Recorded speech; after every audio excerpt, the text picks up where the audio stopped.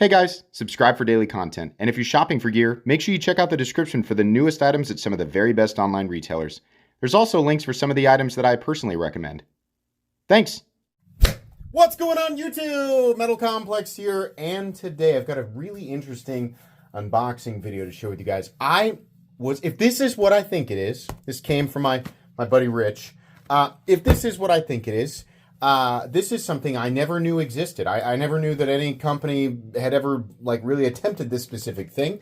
And I'm really excited to get it out and take a look at it. I think there's something else in there too, but thanks so much to Rich for loaning this to me so that I can share it with everybody. I don't know if it's available anymore. If there are links for this, I'll link it down in the description or the most relevant similar product. But yeah, I'll link those down there. It does help my channel when you use those links, but that's up to you. Thanks to my patrons for supporting me. Make sure your notifications are on for the Metal Complex YouTube channel. And let's go ahead and open this up. Sorry, I had to make some off-camera cuts there to make sure that his personal information wasn't shown. So there it is.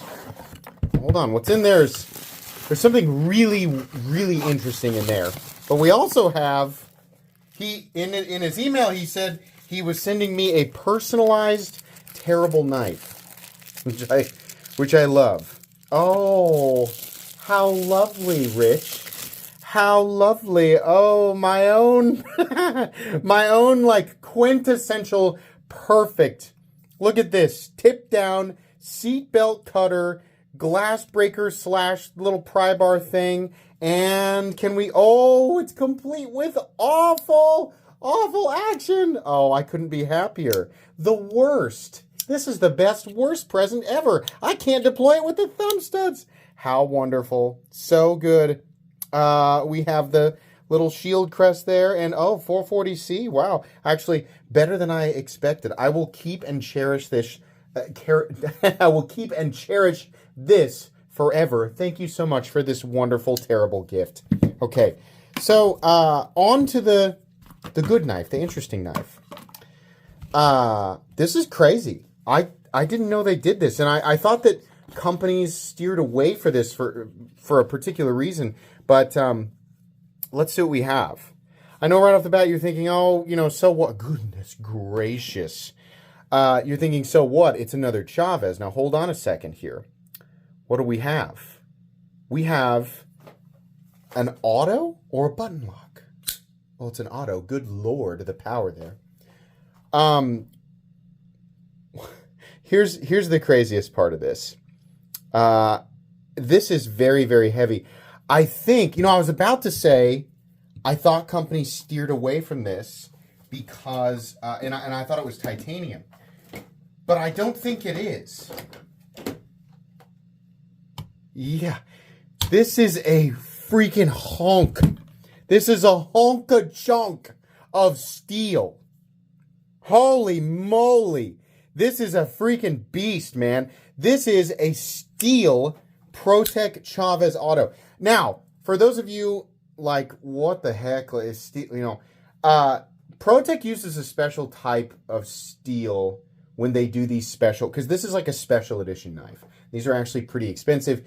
It's kind of the same thing as when Marfione does a crazy steel version of one of their autos. The reason, from my understanding, the reason that we typically don't see titanium in side opening autos is because of the impact force against the frame or, through the stop pin and into the frame.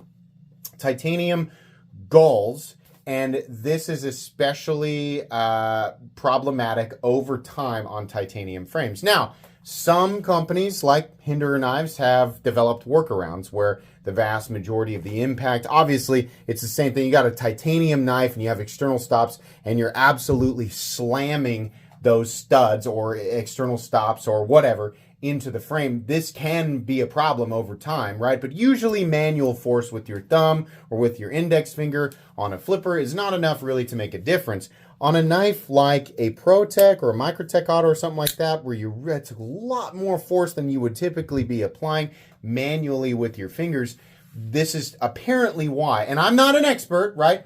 I'm literally just repeating what I've been told, because my question has always been, why don't we see more titanium autos? We've seen them. I used to own a titanium SNG automatic. What I gave away to a buddy for his wedding. But I used to own one, and it's always been interesting to me why we don't see that. But we do see Protech use steel. In this case, this is the first time that I've ever experienced this before. This is crazy. Yeah, whole thing steel. It's a special grade of stainless steel. And so the idea is you get that full metal feel without it being aluminum. And then I think it's a hyper stainless variation of steel. I'm not really sure exactly what grade. I'll learn about it when we do the actual review. What I want to show you guys, the weight. I cannot stress enough like how heavy this thing is. And yeah, like to point out the obvious, yes, this does make a knife that's already considered very bulky and very chunky. It does make it that much less convenient. Let's look at the weight. 9 point. Be honest. Were you guys expecting that? I bet you guys are like, okay, what is he going to weigh, like 7 ounces or that? It's 9 ounces. It weighs 9 ounces. Now, this is a very impractical weight, right? I would be lying if I said picking this up, there's not that sense of like, ooh, right? Now, cheap knives, like ultra cheap knives are made from steel and turned into frame locks, right? So I think this is where a lot of people are going to have a hard time understanding, because this is a really, really expensive knife. It's not the same steel grade. It's not the same thing. Obviously, your machining tolerances are completely and totally different. So while we are looking at steel, the same like base material, exactly what it is and how it is executed, ultimately turned into this final product, is completely and totally different than something, say, from the cheapo Gerber side, right? Or is it like the paraframe frame lock? Completely different. It really does look like titanium, though. So I didn't know this existed. And Rich, is my apologies. I for some reason I had it in my head that this was titanium. I probably saw the picture and I was like, oh my gosh, this is a titanium auto. That's so weird, right? But we have a full seam construction, which is really cool. Probably also, I don't know if the pocket clip is also steel. It's hard to tell because it's sitting on top of, material that the magnet is attracted to. And then as far as the blade steel goes, it's S35VN. I don't know if these are still available or not. I never knew that they dropped it. Truth be told, if this is available, I will probably buy one. Number one, because I think Chaves knives are really cool. I just really like the Chaves, Redencion profile, the full-size ones. And I've never owned a steel Protech. I know that they exist. Like from the past, like custom and special variations of things. And while I probably wouldn't carry it due to the, the crazy weight, it is something that I think would be interesting to add to my collection because I don't really have any high-end steel-framed knives.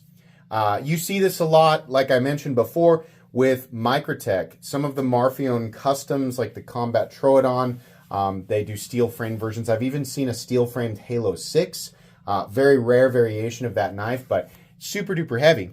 I don't know if this grade of steel is the same between Protech and Microtech, if there's like a specific grade of steel. I'm sure somebody down in the comment section can probably shed more light on this. And I don't know, whether it's the same or not. I don't know the specific properties of this. I would venture to guess it is a massively stainless steel and probably has a good balance of additional toughness.